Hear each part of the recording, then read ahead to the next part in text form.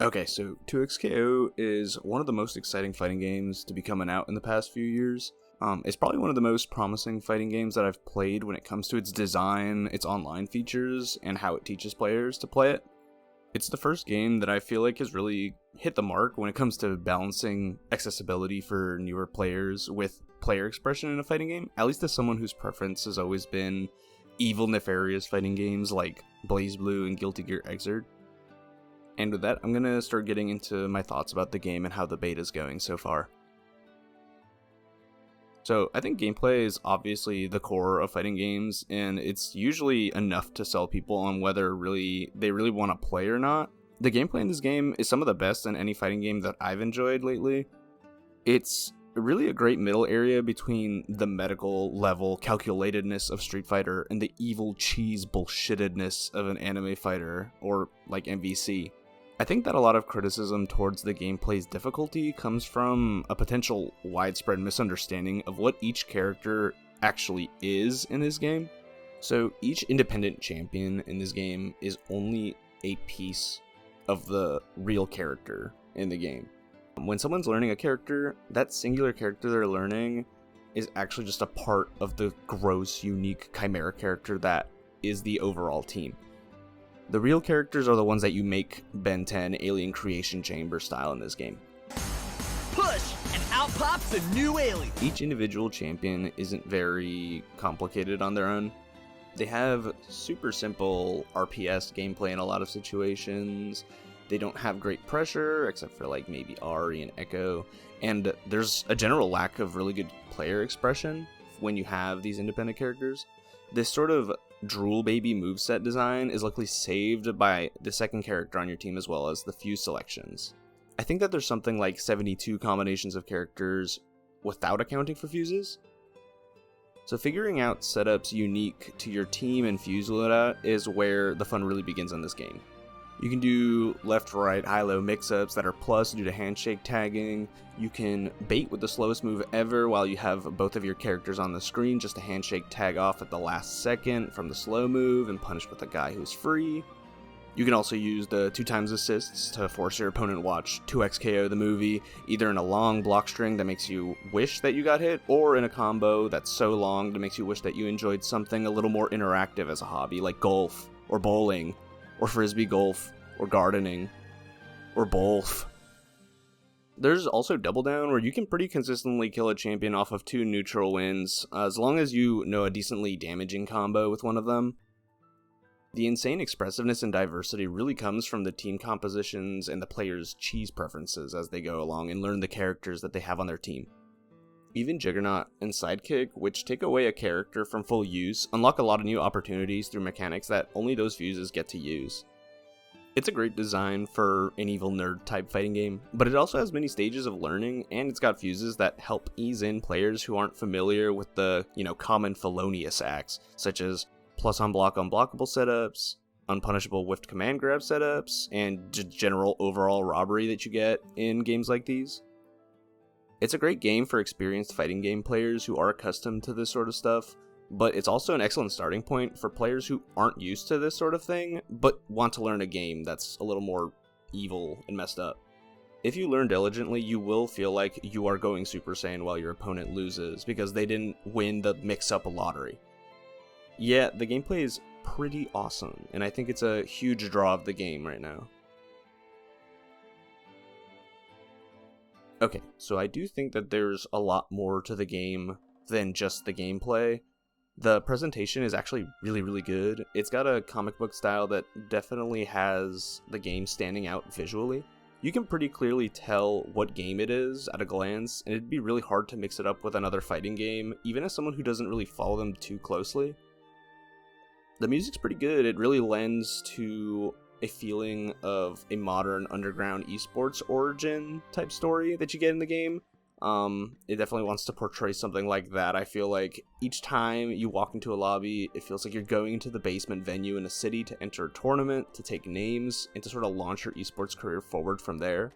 I also gotta take some time to really gush about the lobbies. The lobbies are adorable, and they feel very lived in. The avatars are cute, and they're really good at expressing individuals' tastes, even though I think it would be a little bit better to have more free clothing items to start with, but it is the beta, so. I've joked about it before, but this really is a fighting game that's gonna lure in a lot of e-daters, I feel like. Even without the gameplay being the main focus, there's some serious hangoutitude to these lobbies and rooms. It gives you spaces where you might just talk to your friends while you run around and jump in circles, sort of like Final Fantasy XIV areas. Altogether, the game has a really strong identity, and I seriously doubt that anyone remotely interested in fighting games would see it and think it could be anything other than 2XKO. Okay, jumping into some final criticisms. The game isn't perfect, but nothing is perfect except for maybe Braum and moles. I think that the game's air tech system needs a bit of fine-tuning. As it is, there's not really much variability in timing and direction. I'm not really a game design genius, admittedly, so maybe the weird, gross feeling I get from the air tech scrambles in this game are sort of an opinion-based thing or haven't gotten around the learning curve of it. It just has never felt right to me personally, even in alpha. Also, anti-airing feels a little weak. I can't tell you how many times I felt like I reacted decently quickly to a jump in just for my anti-air to barely whiff and the jumping opponent to land behind me and get a full punish. Not saying it should be extremely powerful, but combining the weak anti-airs with matchups where fast characters can jump around throwing projectiles and call assists, like Ari and Echo namely, it just feels like anti-airs might not be strong enough. I play slow characters, so I might be a little biased, but I feel like characters' anti-air tools besides 2H are still not even enough to consistently reward calling out air movement. Jumping seems to be a bit too much of a safe option considering the game isn't as dedicated to the air neutral as something like Melty Blood or MVC 2 or 3. There's also the glaring issue of the roster. I know that I mentioned that there's like secretly 800 of your unique own brain baby characters in the game, but the small roster is still an issue from the aspect of finding your guy in the game. Personally, I'm almost always about character identity over moveset. If a character looks cool on screen, I'll play them, even regardless of playstyle. I always just want to be the coolest looking creature on the screen. The small roster can really alienate players who really just need one character they really want to connect with, but they'll just end up waiting for a character to drop that they actually like, or just not come back to playing the game. With characters having to be unlocked on top of that, it scares me to imagine that the tiny roster might not even be fully available on launch. Getting the in-game currency isn't that bad, but still, it's not really a great feeling to go to the tiny roster, try and play your character, and then you get hit with the little lock icon and it tells you can't play him yet. I know it's a free-to-play game, so I'm not super concerned, but it does kind of make me feel weird about it a little bit. I think overall the game is super awesome, and I'm pretty confident that this is going to be one of the more defining fighting games of the decade. I don't expect a game made with such high quality gameplay and a receptive dev team to become another dead game in the FGC hype cycle. So I got a lot of hope for the game, and I really do think that it's worth your time to kind of get in on it early because it's fun and deep, and they're definitely going to be releasing more characters, skins, and clothing for avatars. There's a little of something for everyone, especially for a game that's planned to be free to play. I really hope that you found this at least a little entertaining. Whether or not you agree with me, it's totally fine since this video comes mostly from a place of opinion. I do really appreciate you watching, listening, and would really further appreciate if you commented with any feedback on what I can do better, or just what you thought. You can tell me I'm wrong and that 2XKO is actually going to die faster than an Impact, or you can tell me that the tag system actually sucks and they should have made it 5v5 like League of Legends. It's a missed opportunity or whatever. Any sort of response is always very appreciated.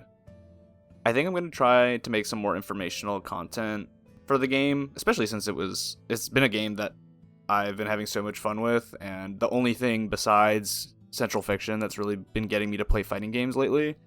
I think I'm going to try and make content on Alawi, Blitzcrank, Braum, and Vi, since those are the characters that I know really well in this game.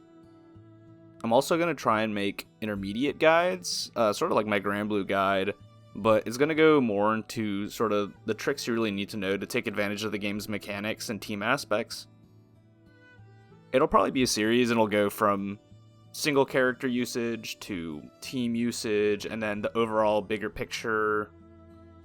It's going to cover step by step, especially so that people who are newer to this sort of thing or don't really get it can have a step-by-step process they can follow and feel that they can improve with. Again, thanks so much for dropping by, and I hope you have a great rest of your day.